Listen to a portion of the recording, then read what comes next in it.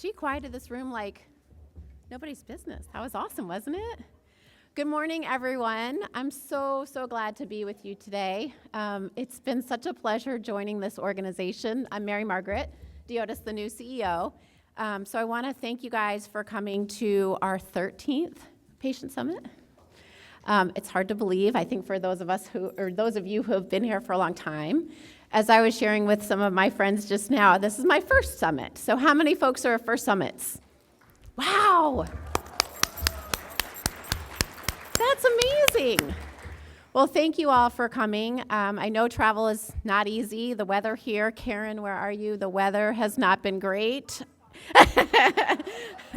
We're all expecting sunny San Diego, and then we had a little bit of rain yesterday and the day before. But anyway, I'm so glad you're here. I know travel can be difficult, but I think you'll find my expectation, certainly learning from the team and the community so far, is that you will be welcome into this community. You will understand that you're not alone in this journey, and I think that that will be all the more worth the time and energy you've put into being with us for the next 2 days. So thank you very much for coming, and we look forward to hearing your feedback on that for sure.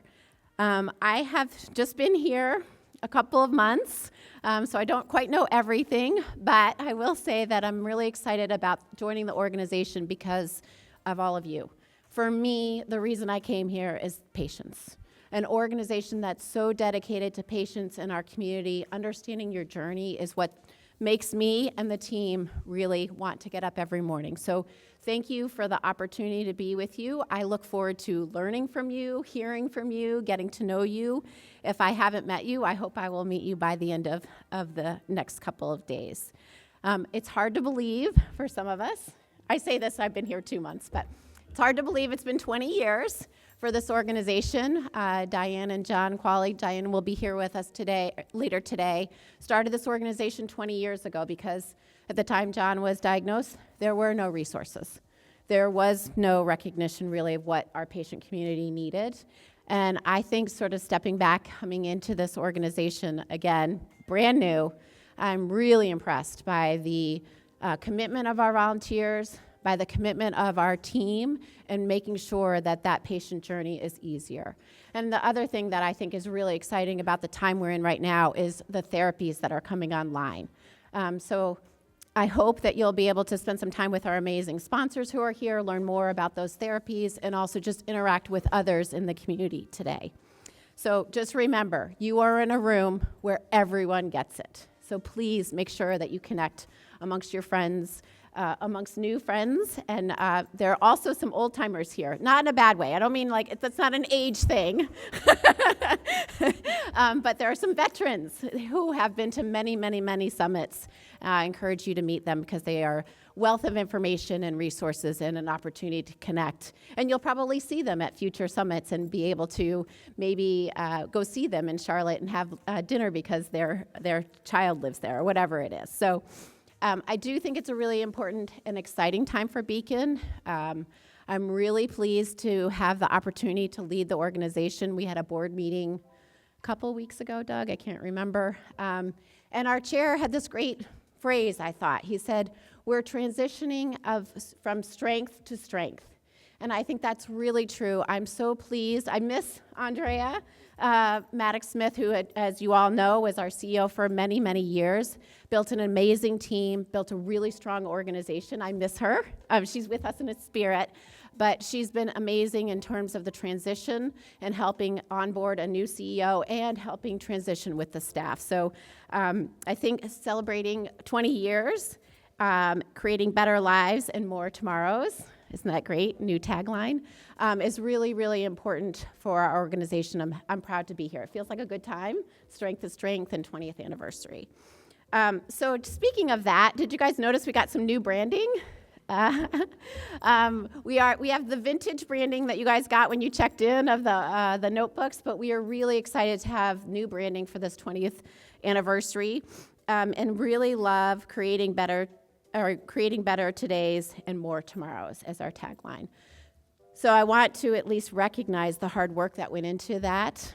Mark is here. Thank you, Mark, for the amazing branding. You make it look so simple. you make it look so simple, but it was a journey for sure. And I know many of you who have been to the summit before, you know our staff and how incredible they are. But I wanted to just take a minute to recognize the staff from Beacon who are here, because they are the ones that can help you with this journey and are committed. That's what, again, what our mission is. We're committed to helping you. So I want to take a minute. You know Stephanie. Most of you know Stephanie. If you don't, you need to know Stephanie. and and Patricia, both on our, Patricia's in the back, patient education and advocacy as well. You probably saw Chris when you checked in. Chris is our finance lead. He's the one who pays the checks, so please make sure to thank him for this. He's outside. And Amani is also outside checking in. Amani Corley just joined our team on the research department. We've got some great things going on with research, so this is her first summit as well. We're the same cohort. Trenny Stevens is in the back. She's the glue that holds it all together. She's the one who answers your calls and provides you all the resources you need. So thank you, Trenny, as well as making sure everything runs smoothly here for the conference. And Bernadette, where's Bernadette? Bernadette is the heart and soul of our volunteers. Bernadette knows all of you. If she doesn't know you yet, she will know you soon, and she knows your journey, and she is here to help support you with the resources, connecting you perhaps to the Survivor to Survivor program and other resources that we have within the organization through our volunteer network. So thank you, Bernadette. We have a great team. In addition to our tremendous staff, we're volunteer-led, and that's where all of you come in, and we're so pleased that you've decided to spend the next couple of days with us. You are the foundation of everything that we do, and it's really nice to hear from so many of you that you're more involved on the patient advocacy front, on ad boards, working with our partner groups, really sharing your experience as some of these therapies come online. So thank you all for volunteering your experience and your time to that important work, as well as your time with us out in the community. And then I also want to say one of our favorite volunteer activities is the Walk to End Bladder Cancer. How many folks are already signed up for the walk? That's nice, yes. I want to encourage you all to sign up for the walk. If you live in San Diego, Karen will not let you leave without signing up. I'll just let you know. Daryl's here from Chicago. He will probably be tracking you down as well. But we really want to expand the walks across the country. It's our 20th anniversary. It's another great opportunity to support the organization and meet people in your community. So I want to encourage you to do that. And then last but not least, before we turn over the program, this wouldn't really be possible without our amazing partners. I've had the pleasure of meeting so many of them over the last couple weeks. I went to this big conference, ASCO GU, a couple weeks ago, and I was floored by the support that we get from the pharmaceutical companies and industry. It's really wonderful to be in a position where you're having conversations with people who get what you're trying to do and really do put patients at the front of the work that they do. And they're so committed and generous with their support of bringing our community together. So just wanted to take a couple of minutes to thank them. Of course, starting with our title sponsor, our good friends from Ferring Pharmaceuticals. Thank you, Greg and Colleen, for being here. We're pleased to have you guys here. And they will be walking in multiple cities as well, so you'll see them outside of this conference. That Astellas Pfizer Alliance. I think Holly is here representing. Hi, Holly. AstraZeneca, also here. Bicycle Therapeutics, somebody from there. CG Oncology, yay. Daiichi Senko, thank you. I wrote it down, thank you. Daiichi Senko, I'm gonna get that right. EMD Serrano, Immunity Bio, Johnson & Johnson, hi. Merck, Photocure, Urigen. So thank you guys very much for being with us. Elaine, I had the pleasure of having drink with Elaine last night, and she was telling me you all seem to really know each other, and you're very embedded in this community. So thank you for that tremendous support. And it's really fun to watch you guys have your reunions with us as well. So thank you for that. So again, thank you for traveling here to be with us. I really look forward to learning from you, hearing about your experiences, understanding how Beacon can be better positioned for the next, I don't want to say 20 years because we want it to be less than that, but let's say the next 5 years to really support you during your journey. I really appreciate your time, your commitment, your energy.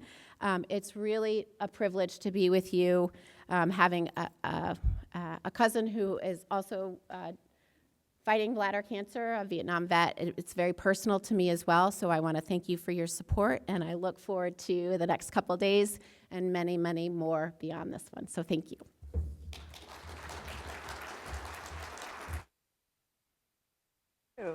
All right, thank you, everybody. I'm just delighted to be here and let Mary Margaret get to meet all of you. This is so wonderful. We're really excited to have her on board. She brings great energy.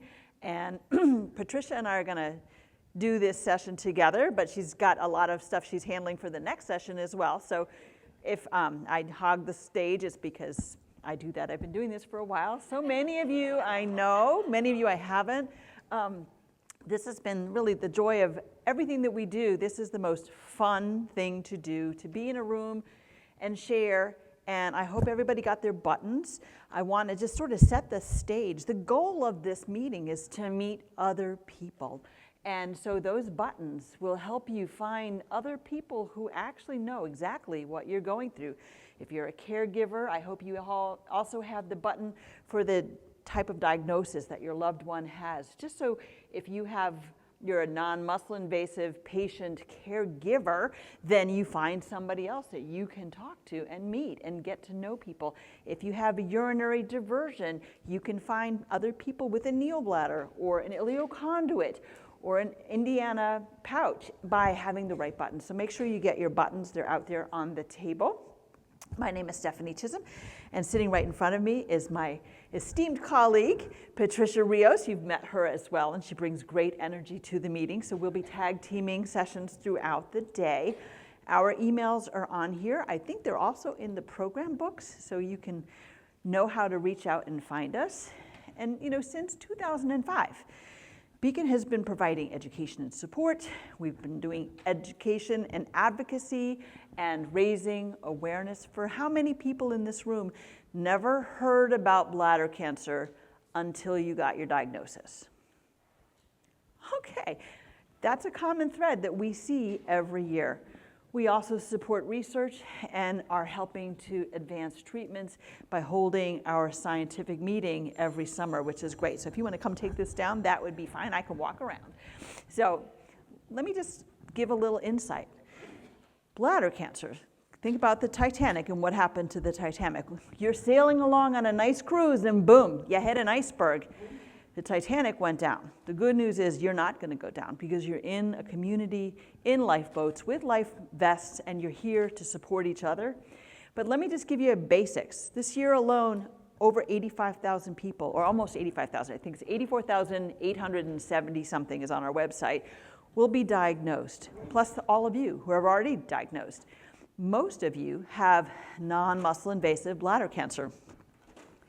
Another 33% have muscle invasive bladder cancer. And then roughly 17% have advanced disease, whether it's locally advanced in the pelvic area or perhaps metastatic, where it's spread beyond. And it requires more systemic therapies. We're going to talk to you about urology. We're going to talk to you about radiation oncology, and we're going to talk to you about medical oncology, because all of those physicians and advanced practitioners work together as a team in most institutions to help manage your disease and help you navigate this journey. So, question, why is bladder cancer so challenging?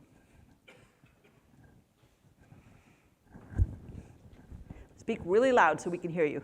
Sure, because of higher risk for recurrence and progression in trying to preserve the bladder. Absolutely. High risk of recurrence and progression. These are all things that nobody wants to think about. You'd like to think, okay, we got rid of the tumor, it's done. That's not always the case. It does have a tendency to come back. So let me share. Bladder cancer is the 7th most common cancer in the United States that nobody ever heard about, by the way. It has a very high rate of recurrence, and unfortunately, it's among the most expensive to treat. We do know that 60 to 80% of people who are diagnosed with bladder cancer are treated in their community practices, whether it's a community medical oncology practice or a community urology practice. About 20 to 30 might go to the large academic hospitals like UCSD, who will be here representing, or MD Anderson, also coming in, some of the experts to talk and share what's going on. So raise your hand if you're a bladder cancer patient. Great. Okay, cool. All right. Raise your hand if you're a bladder cancer survivor. Yeah, sometimes that's a little confusing because what's the difference? So let's talk about that. A survivor, a person who survives, especially a person remaining alive after an event in which others have died. And I will first put that out on the table, the elephant in the room. People do die as a result of bladder cancer. But many, many, many more people live with their diagnosis and the sometimes struggles that come along with some of the treatment options. It's a person who copes well with difficulties in their life. I think most of you will agree that bladder cancer is an unexpected difficulty in your life. We like to get people to be survivors, but also see themselves as thrivers. So to grow or develop well or vigorously, to prosper, to flourish, to progress towards or realize a goal despite of or because of circumstances. So living well beyond your bladder cancer diagnosis or that of your loved one is really what our goal is. And so we kind of came up with our own definition. A person is considered a bladder cancer survivor from the time of diagnosis throughout the balance of life. Survivors can include those living with bladder cancer and those who are free of bladder cancer, who go in for their scans and find that they have no evidence of disease.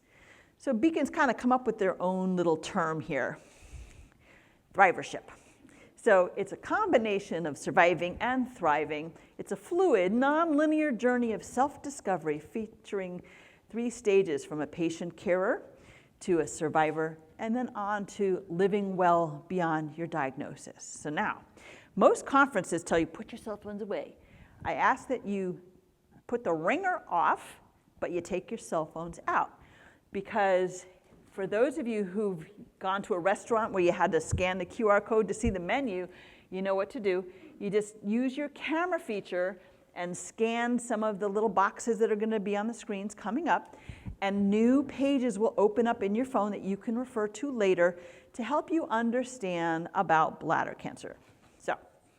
So who's here?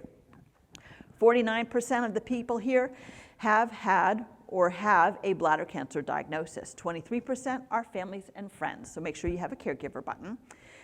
15% are pharma partners, 8% are healthcare providers, and 5% are BCAN staff. But we make up 100% of the bladder cancer community that's here in this building right now today. So who came? Well, people come from all over. I think the furthest away registration was Maine or Massachusetts, so that's pretty far from San Diego. But 7 from Arizona, 87 from California, 3 from Colorado, 6 from Illinois, 10 from New Jersey, and 7 from Texas, and in all 23 states from around the country, including Washington, D.C. So now, who do you want to meet at the summit? What I want you to do right now, this is a good extra to go with the buttons, because now you have buttons that identify. Stand up if you're a bladder cancer survivor now. I had you raise your hand, but stand up so everybody can see. Who's in the survivor category? Excellent. Great. Thank you all for coming. Okay, you can sit back down. This is, you know, you could go to one of the yoga classes that they offer at the hotel, but this is my little fitness. I'm going to get you up and down, up and down. Okay. Stand up if you have the non-muscle invasive bladder cancer experience. Non-muscle invasive. Look around, figure out those buttons, make sure you get your buttons so that you can mix it up and meet more people during your time here. Thanks, sit down. And now muscle invasive folks. If you could stand, that would be great. All right, sweet. Thank you very much, you may sit down. Okay, this is a rare version of bladder cancer. It's upper tract urothelial carcinoma. We often don't have many. How many here have upper tract urothelial carcinoma, UTUC? Ah, look around, because now you can meet each other. Okay, this is good too. It is rare, but it does happen, and we'll talk about that. Okay, stand up if you have locally advanced or metastatic disease. Okay, make sure that you guys meet each other. This is important, so look for those buttons, look for the faces that you're seeing right now. Thank you all so much. And now, those of you who are family or friend of a survivor, stand up now. This is important. You play such an important role, and we know that there are stressors and burdens on both sides, both being the patient and being a caregiver. You can find support. We're here for each other, look for each other, and meet more people. Now raise your hand or stand up if you're a researcher or a clinician. I know we've got our little table of clinicians here. Now where'd some of the other folks go? I know Brandon, there's Brandon. Okay, great. So we appreciate that. And now, again, Mary Margaret already did this. She didn't know I had it in my slides, but our industry partners, if you could all stand up. Thank you again. Okay.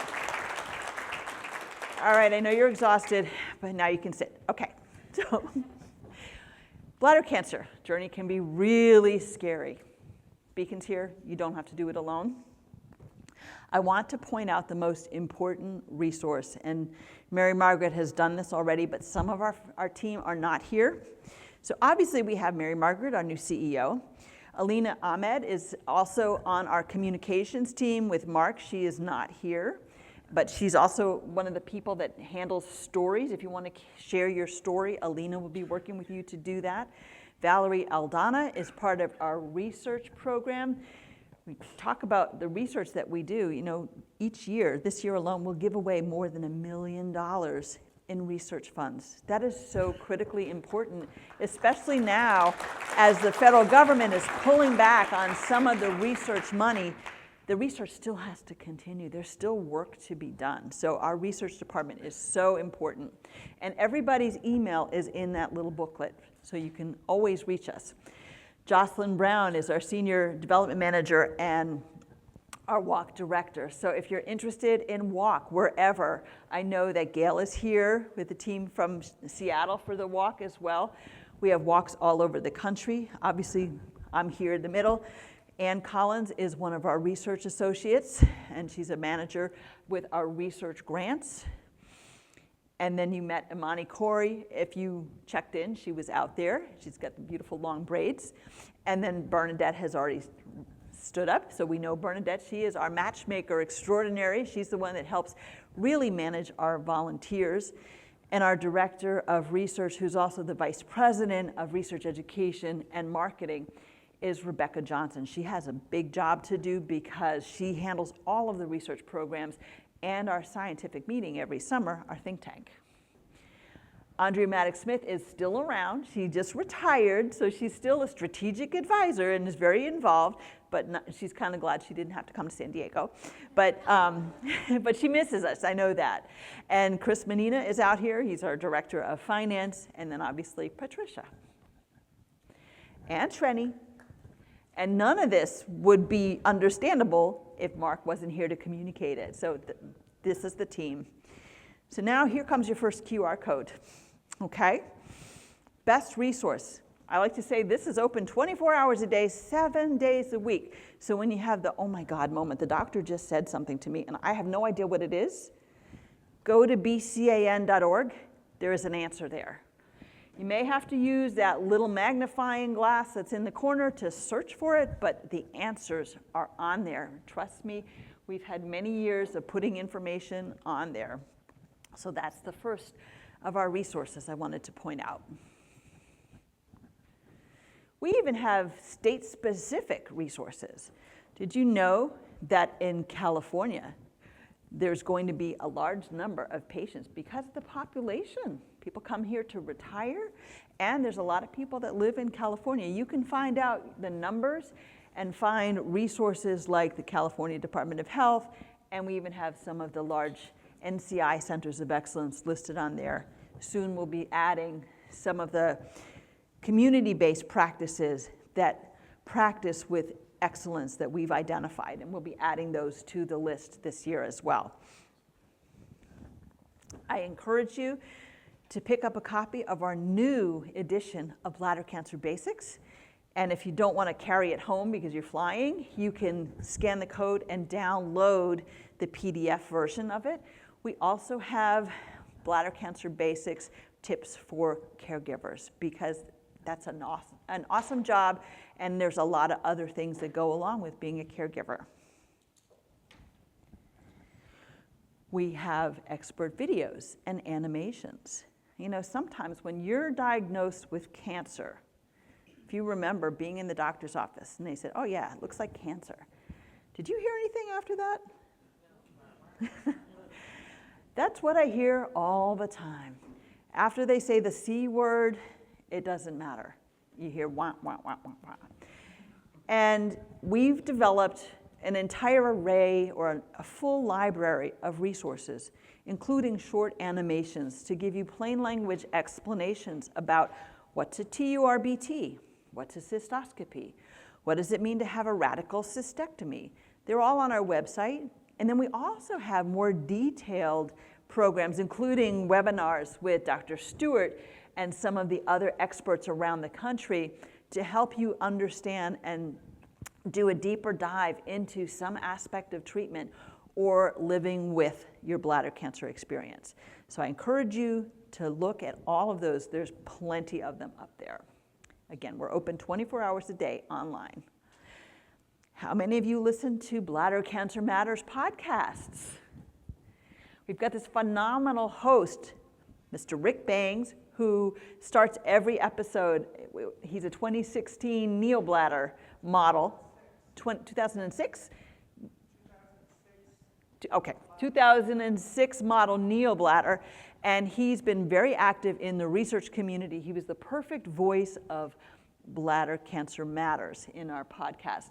And they have 3 years of programming that's listed on our website. I encourage you to take a look and listen, because there's some really wonderful topics, including a session with Diane talking about the last 20 years, and a session with Andrea talking about the transition and everything else as she came towards retirement.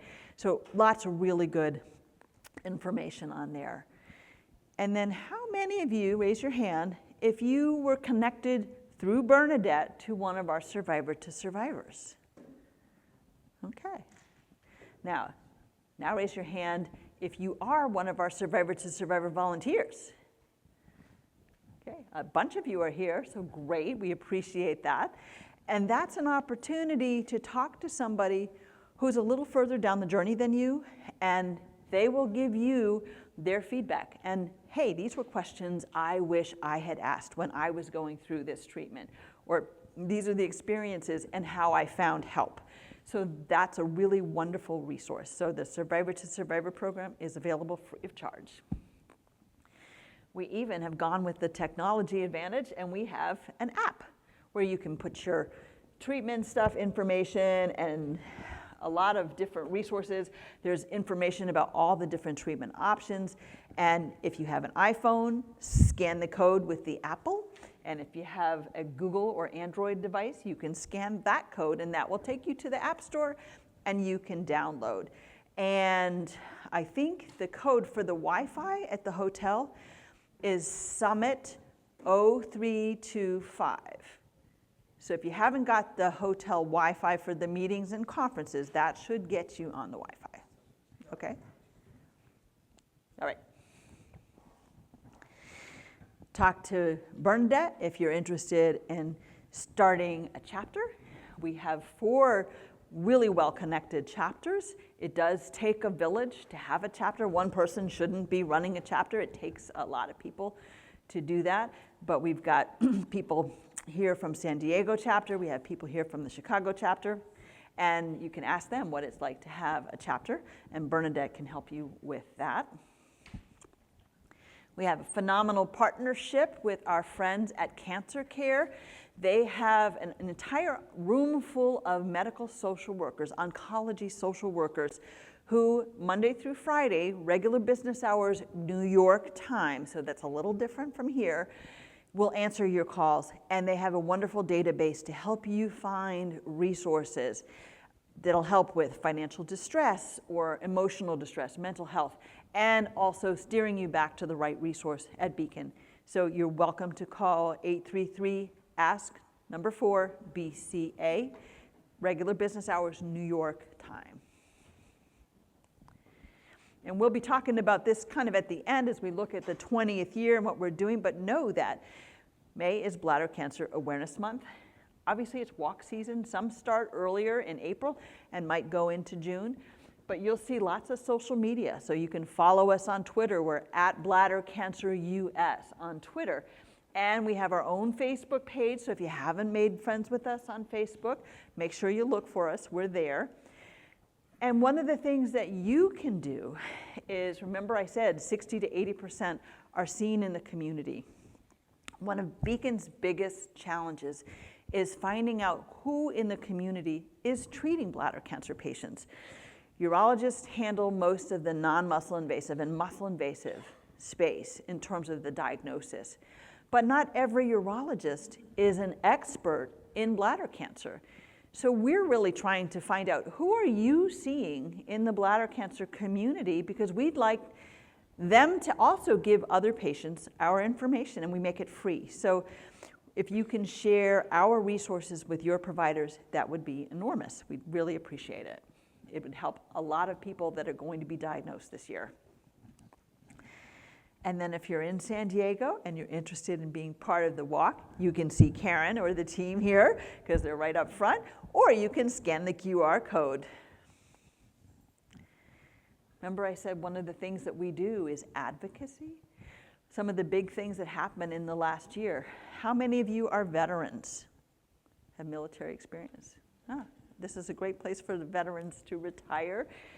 In San Diego, for those who don't know, BCAN really pushed hard to ensure that those veterans who are exposed to burn pits and the particulate matter in burn pits are now covered for disability benefits under the PACT Act. And that was a big accomplishment for us last year. We advocate on behalf of drug shortages and obviously research funding in the current budget cutting era that we're dealing with. So these are some of the things that we're dealing with. If you want to be part of that process, let us know, and we will send out occasional emails inviting you to help advocate for things. So look for those when Mark sends those out. Can I ask a quick question? Yes, but you gotta speak loud. I'm sorry, but why is it that in a country like America there is a drug shortage, and in a country like India, BCG can be treated through maintenance? That is a very good question, and I will kind of give you something that I learned that I did not know until very recently. There was one manufacturer of the strain of BCG. For those of you who are non-muscle invasive, BCG is put in the bladder, and it helps your body fight off the cancer. And it's very effective for most patients. But the one strain that was approved in the US is the Tice strain of BCG. It's made by one manufacturer, and they weren't able to keep up with the global supply. In India, they are allowed to have other strains of BCG. They have a Tokyo strain and a number of different strains, but we don't have that right now. And we have talked to our partners. Merck is the company that is the manufacturer of the Tice strain of BCG. And so they are building a second manufacturing plant right across the street from the original one. But this is They've been telling us this for a couple of years, and I kept thinking, well, come on, they can build a super Walmart in 6 months. I don't know why it's taking so long. But then I found out something that changed my attitude completely. Because it was approved, and it's been the longest running immunotherapy out there, and it's been around for 40 years, when TICE BCG was approved, it was approved with 40-year-old manufacturing technology. It needs a bioreactor. They have to grow it on a certain type of potato.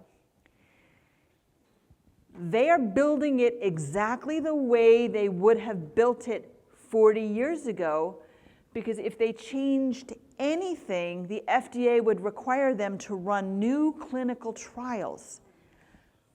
Now, does that explain it a little bit better? Because I kept thinking, why are they taking so long?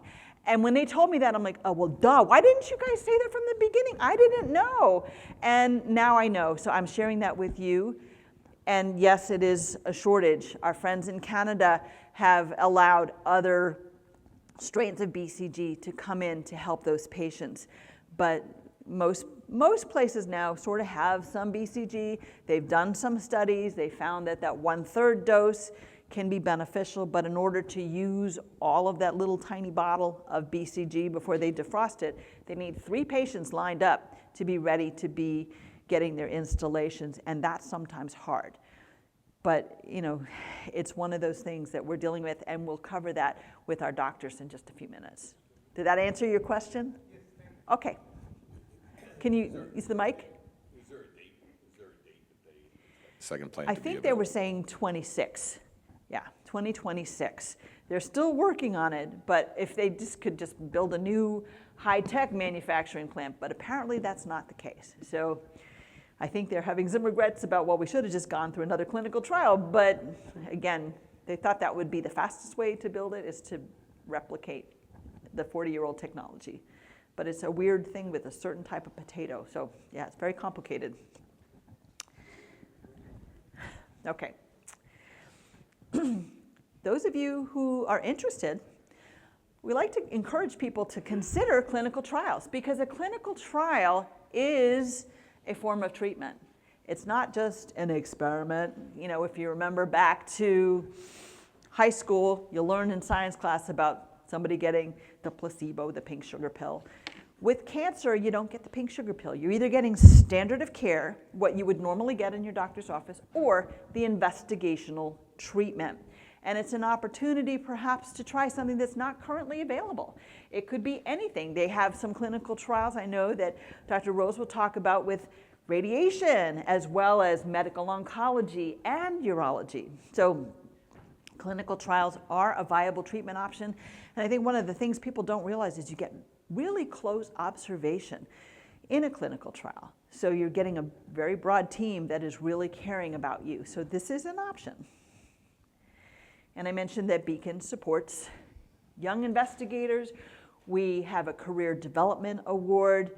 We have innovation awards, which support very experienced investigators, where they do things that are high risk, high reward, thinking outside of the box that wouldn't get funded any other way.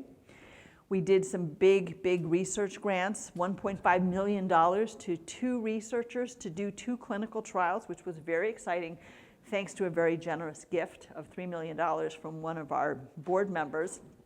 And this year alone, we will give away more than $1 million in research funds.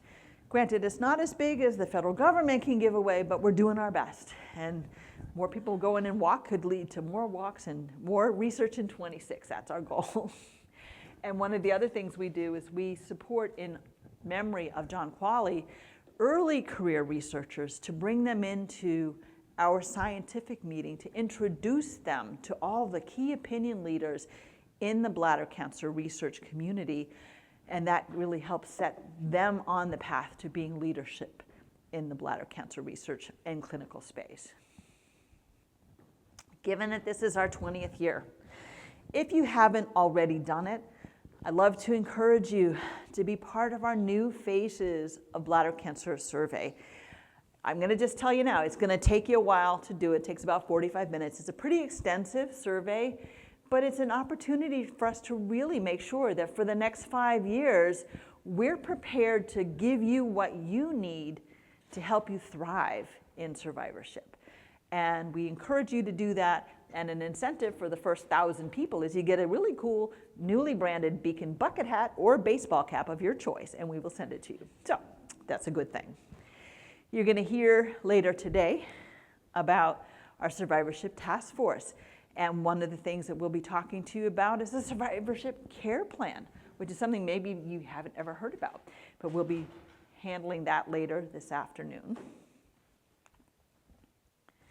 Our fall summit is coming up in Columbus, Ohio, probably in October, but the dates are still being decided with the hotel.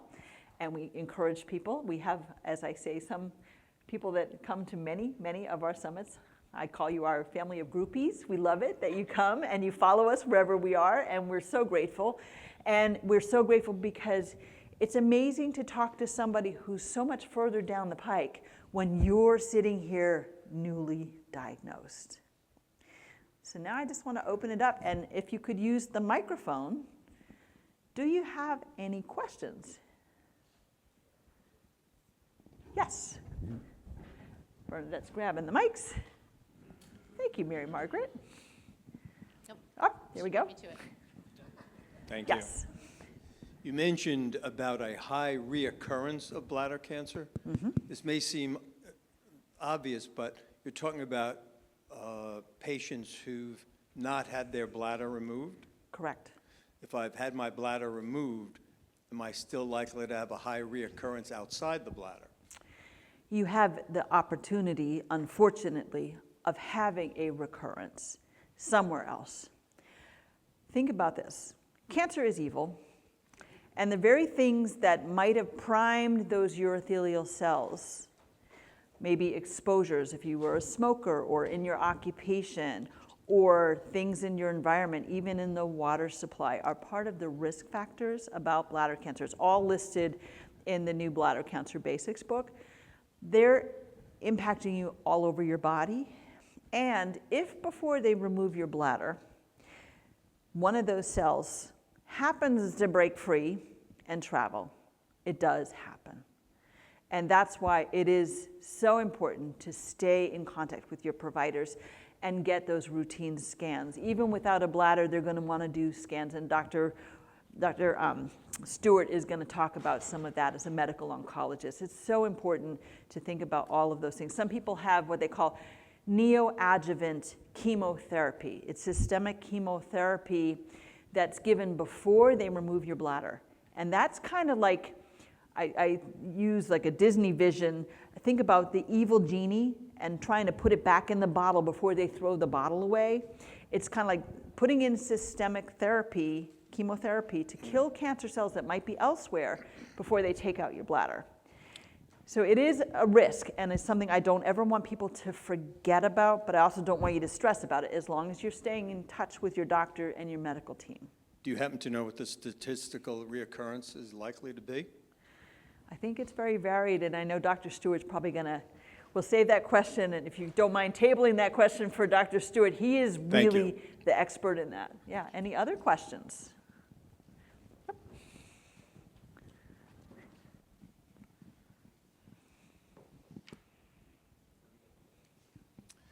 I know that BCAN has a lot of different areas that you're focused on, in the patient advocacy, education, research. Is there a breakdown of where the investments, which areas you're investing in, just maybe as a percentage, and the strategies behind that?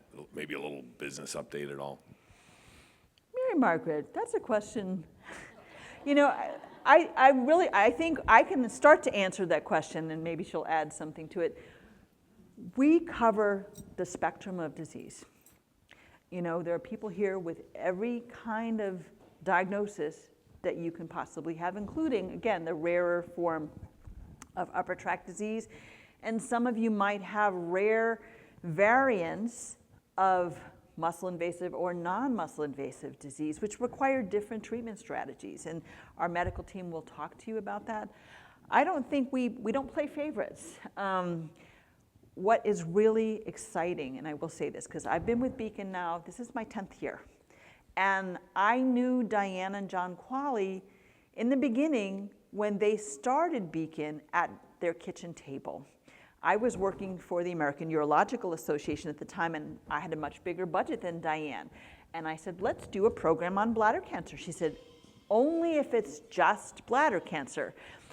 She said, I don't want to be part of a program on urologic cancers where prostate is in one room, bladder in another room, and kidney next door, only bladder cancer. So I did that. I was able to help support that 20 years ago. And I met some incredible volunteers down in Florida, one of whom won our Beacon of Hope Award that Mark will talk about when he talks tomorrow. And she was one of the first volunteers that I met, and she's been around for 20 years with her urinary diversion, and it's really exciting. We don't play favorites. Everything is important. Yeah. I'm not suggesting Yeah. that you are. I was more thinking of the pie chart of, oh, well, we're investing in education, we're investing in research, we're investing in, I don't want to Yeah. suggest that there, but, you know, there's different, you have an agenda of things that you want to accomplish. How do you decide how much? Yeah, that's a great question. So I wasn't here to make these decisions, but I'll share with you what I do know and what we're looking forward to. So I think that we invest heavily in research. Of course, that's the majority of our programmatic spend. But just as important about this organization, which is a little bit different from others, is that we are doing the patient education and support.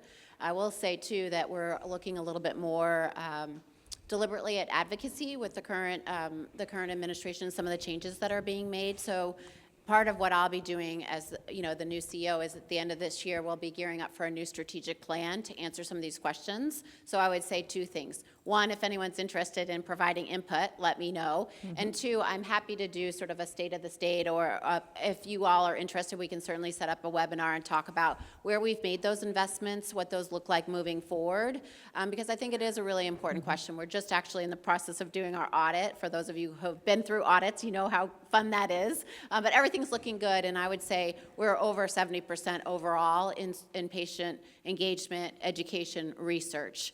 We're very thoughtful about that, and we want to make sure that we're indexing high on that versus on our fundraising and admin costs. The last thing I'll say, you give me a mic and I won't stop talking, but I'm a fundraiser at heart, so this is really important to me. I love a good walk. We'll be looking at, as Stephanie said, I think the things that really drive our ability to fund and balance that portfolio are going to be walks. That's why we're putting such an intentional effort into expanding our walks. One of the things about walks, if you haven't participated, is it's unrestricted funding, so it allows us to put it wherever we want. So if there's a research opportunity that we're seeing and we haven't funded it, that ability to move the money makes a big difference. The last thing I'll say is we know that research is really important, especially now. We're working on a narrative of all the influence we've had on research over the last 20 years through young investigators and others. Mm-hmm. But we want to look forward. Where do we need to be raising that money? And we'll be launching a new opportunity for individuals to support us through a research program too coming in the next year. So our goal is to raise more money to support more programming versus just raise more money so we can feel good about ourselves. So I'm more than happy to talk to you about. I'm going to get your name because we're going to be talking. Oh. Yeah, and I think it's really important too that, again, that new phases of bladder cancer is going to really help us understand where we haven't covered and what you guys as a community need. I think that's really important, so I encourage you to do the survey. We would like for you to be able to participate in that. And when I was here, I got here, if those of you who've met Andrea before, I came about a year before Andrea did. So when she came, I would think of an idea that was going to help patients. She's like, you're always asking for money. I said, I ask for money like it's my job, because it is. And, she got it. And I always got what we needed. So we have all the webinars. We have patient summits because we're like, what can we do for patients? Oh, we need a summit. So then we did the summit, and we had one summit a year in Maryland. And then it's like, you know what, we need to build better communities. So we're going to do 2 summits a year.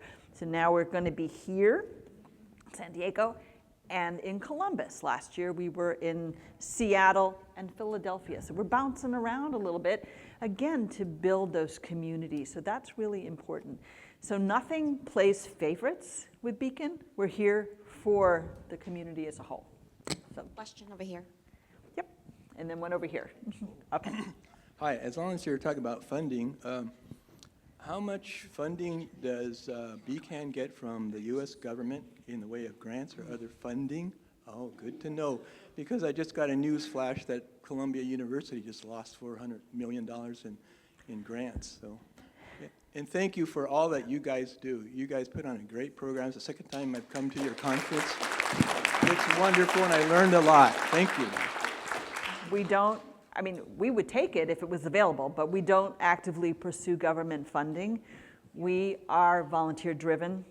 We are volunteer-funded, and we're really good stewards of the resources that you help us to build. And we're really excited to be moving forward, even in these turbulent times. And we definitely want to hear from you in terms of what you think we need to be doing. So that's a good thing. Yep, question over here. Hi, I'm one of the 10 from New Jersey, Awesome. and I started my journey Veterans Day last year, and I got on to Inspire, and I've been very impressed with that online resource. I was wondering, though, maybe internally, a way of aggregating the information that patients put in terms of their different stories and experiences and where they are, because it can be repetitive and difficult sometimes to follow the threads. And so maybe internally that might be a nice way for people with a non-muscle invasive to go to. They can, hone in and zero in on that That's a good kind point. of experience. I just want to point out, our Inspire community is an outside vendor. We were one of the first cancer groups to sign up with Inspire. This was actually before Stephanie. So even more than 10 years ago. I don't even know what date it was that we signed up, because it was here when I came on board. And so it's controlled by that. We have moderators who are in there keeping the trolls out and, kind of keeping an eye. And Patricia and I and the rest of the staff go into Inspire to kind of, again, it's our finger on the pulse of what's important to people. Right. We post in there when we have a summit coming or a webinar coming and things like that, but we don't actually control that. It is our Beacon community, because it would take an awful lot to have an online support community. Mm-hmm. So we don't have real control over that. We do have the opportunity to have stories, and there are so many on our website right now, which I hope give inspiration, especially to people who are newly diagnosed. We even have a support group for women with bladder cancer. Our female focus meets the first Tuesday of every month at 7 o'clock in the evening, East Coast time, for an hour and a half with a medical oncologist and one of our board members who has bladder cancer, who cared for her husband, who also had bladder cancer until he passed away, and she happens to be a nurse. And so we have moderators, and we share. It's a group for women because men have bladder cancer more often than women do, but women, because of delays in getting their diagnosis, often have more advanced disease at the time of diagnosis. So we do have that support group for the women, and there's conversations about what could we do for others to continue that support. But in the very least, there is the call center, which does have oncology social workers that can help you find that support in your community. And on the website, we list all of the known support groups that we know about that address bladder cancer. If we have one, if you know of one that we don't have on there, let us know so we can make sure that we add it. Okay? Thank you. Yeah. Okay. I have time for like one more question if there's any more questions.